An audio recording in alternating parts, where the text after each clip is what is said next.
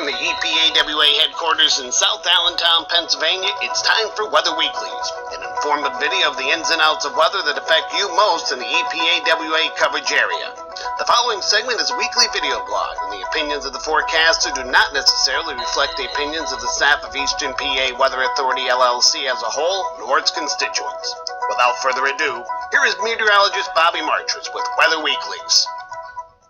Hey, good Sunday morning to you, everybody. You have another edition of Weather Weeklies for you. We're going to talk about the long-range pattern we're heading into and what we can expect over the next, well, say through the end of the month here. We're going to start off this morning here with the icing concerns we have going on. Here's a snapshot of the current radar here.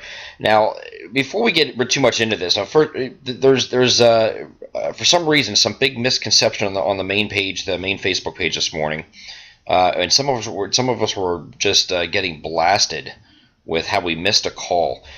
Guys, if you don't take advantage of the free things that we have out there, the free sources that say on our website that our local forecasts, the daily forecast video, or the paid services with My Pocket Meteorologists, you can't come on the Facebook page and blast us and say we missed a call when we've been talking about this for a couple days now. And it's a little frustrating with us as forecasters, when people are seeing down here by the Philadelphia area, they actually shut down a couple of the, actually all the bridges, from what I understand, in Philadelphia until the temperatures warmed above freezing, which it now has. Okay, so you can see the rain now change over to rain down here. The temperatures have gone above freezing, and that is going to continue further northward here. Where it's showing this pink right here, this is freezing rain. This will temperatures will be rising as this precipitation continues to move to the northeast here. So you will have some icing to deal with here this morning. Yes, it is bad. Yes, it was something we talked about. If I don't make a Facebook post or put a post out on the Facebook page, there's other avenues to get it for free. I don't understand the problem with we have to pay for the services to see it. No, you don't have to pay for the service to see it. But for those that are paying for the services and have signed up for My Pocket Meteorologist and are getting this information, it is a disservice to them if I'm giving it away for free when these guys paid for it. But we do have free sources too, so don't get the wrong idea here. You don't just have to pay to see this information.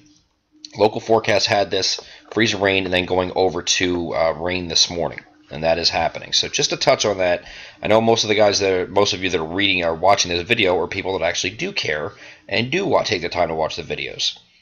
The ones that don't or aren't watching the videos every day or not looking at the local forecasts, those are the ones complaining. So we'll just leave it at that. Just be careful, if you're trudging the main page this morning. They're just some trolls on there.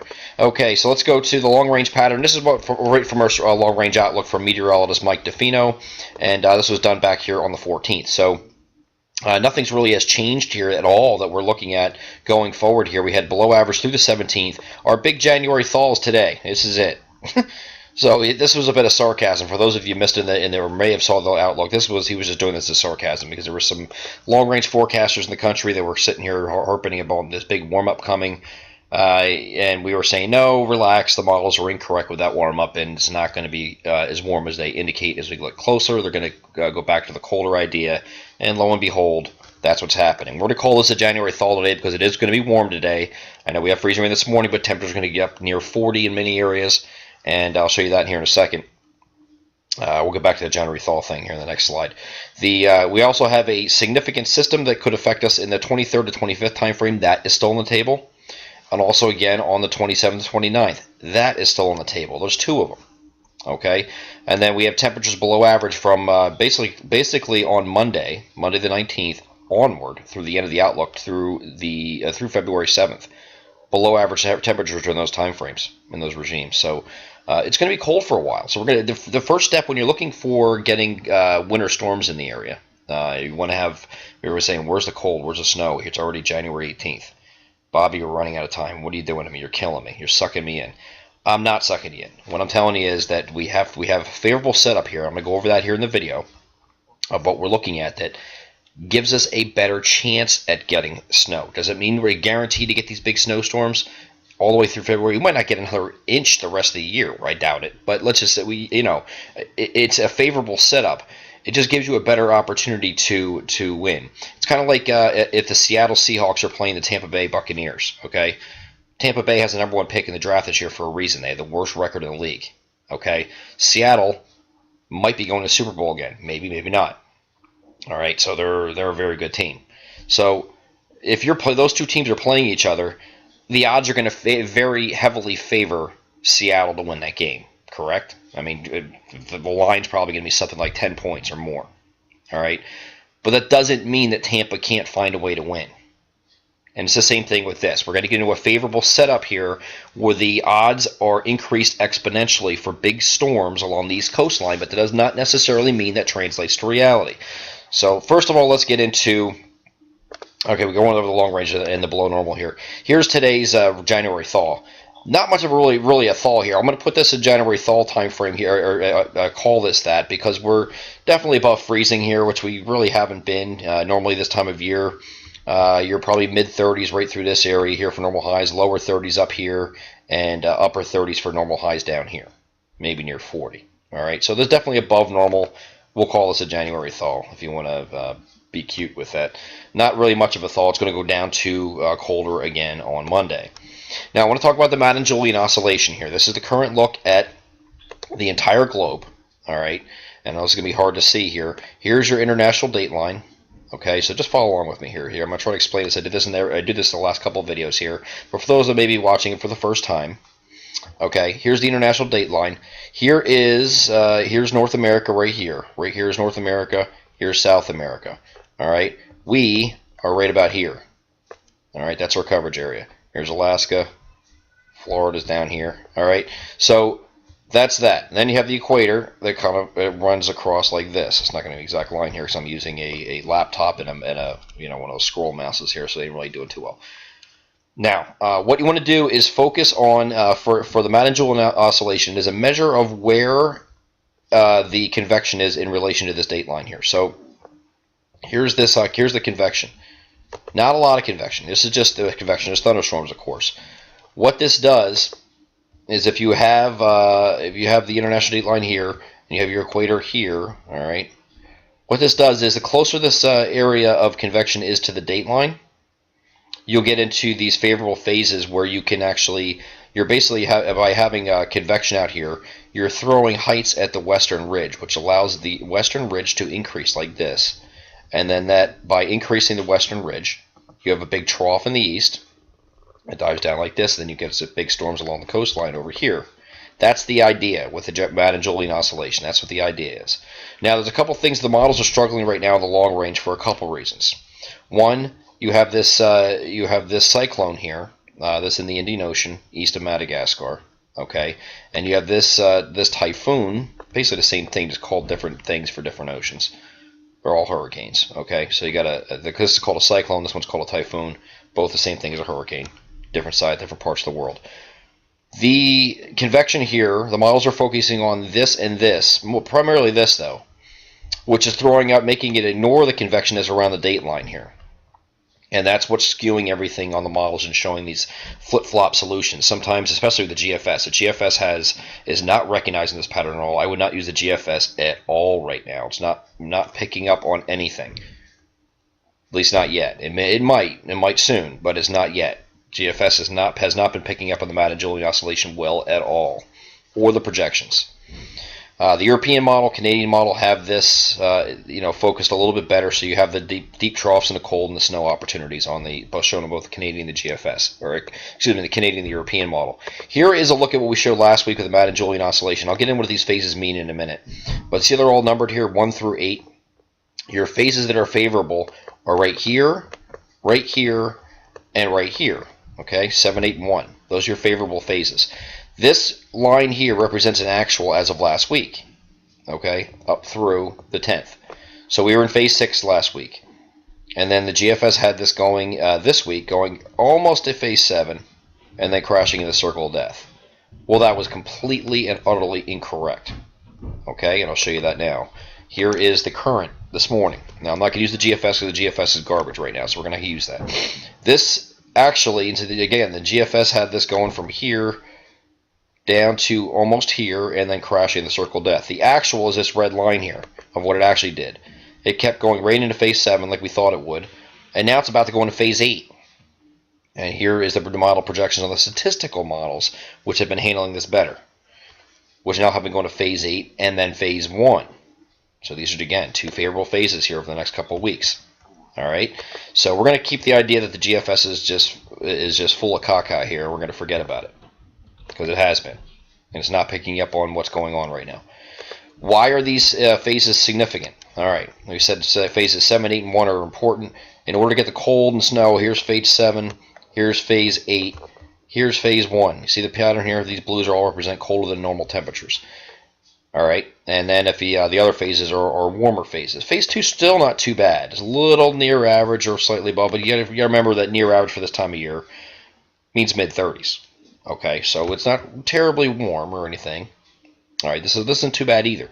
But these other phases, 3, 4, 5, 6, are horrible. Why did winter stink for so long?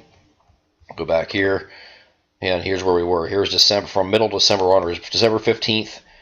All the way through January 10th. Look where it went. All in these unfavorable phases, 3, 4, 5, 6. And that's why you had a horrible time frame there with no snow. But now you're getting these more favorable phases. So your odds exponentially increase for this, for the cold, and for the storm track to be more favorable. You might have some blocking. All right. Here's what MJO favorable phases can do. All right, this is what we're showing here in the European model.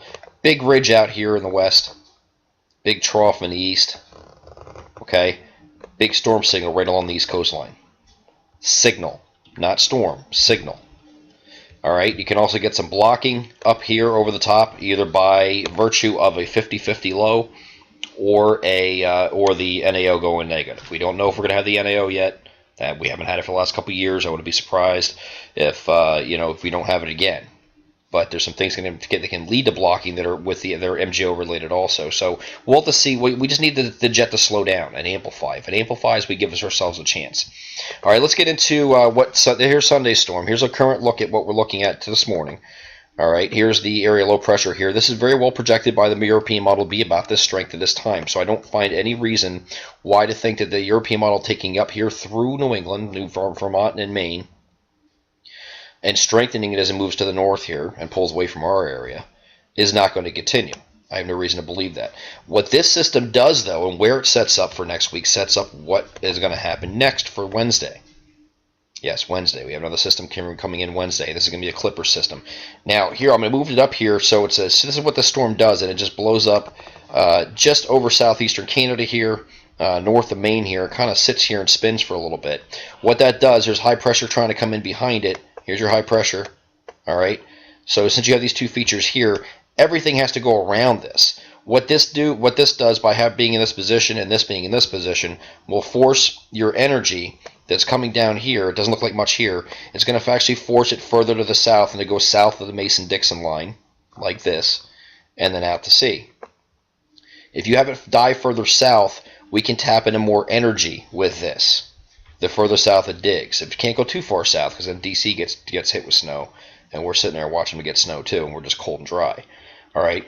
Now, if he takes this path kind of like this, you can get some pretty good snow over here. And I'm not talking about normal clipper snow. You might actually get several inches of snow out of it.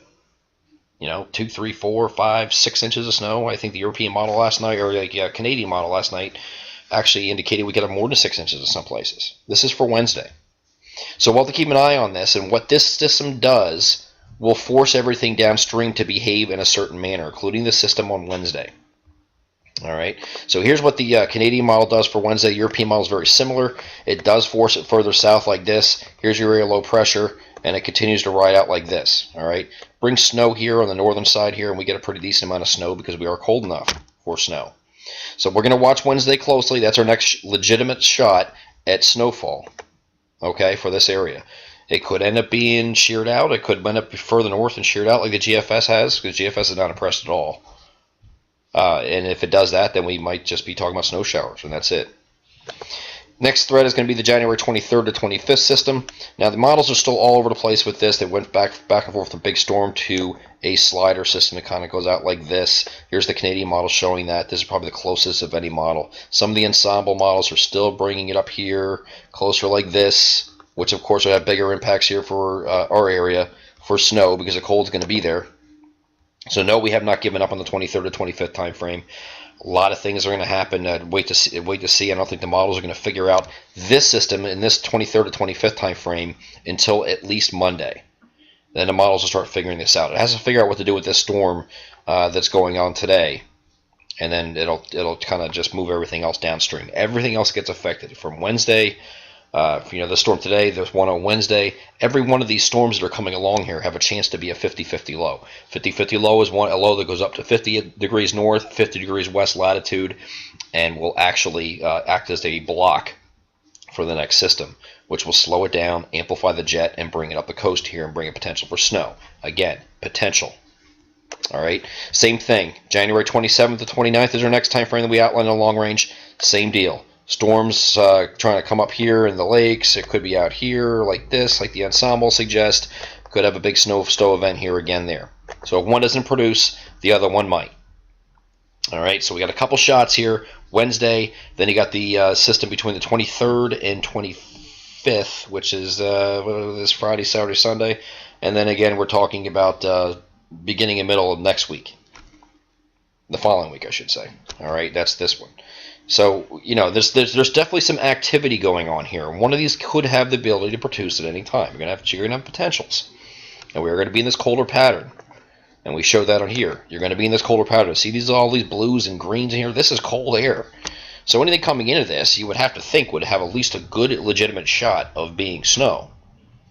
And that starts Wednesday, then again next weekend, and then the middle of the following week. So we're going to have our chances. Just be patient. I know I've been saying that all winter. Nothing's been producing so far. We are getting into better chances now. So just we'll see what happens, and we'll take a look at this again next week and see where we're at. In the meantime, you can follow along on the My Pocket Meteorologist Premium group, which we discuss everything in advance of any storm threats that are coming, and you can get into the discussion there. We do not do that on the main Facebook page. This is done in detail with daily model analysis leading up to some big storms, and then we also discuss it with the meteorologists that are in that client with Mike DeFino and myself, with the other members of the group.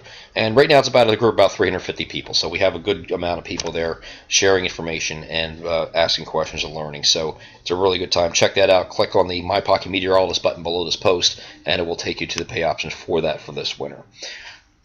I am Eastern PA Weather Authority meteorologist Bobby Martrish, and that is this edition of Weather Weeklies. Hope to see you again next week when we have hopefully a better handle on what's going on with the systems both this week and going into next week as well with the active pattern it appears we are headed into.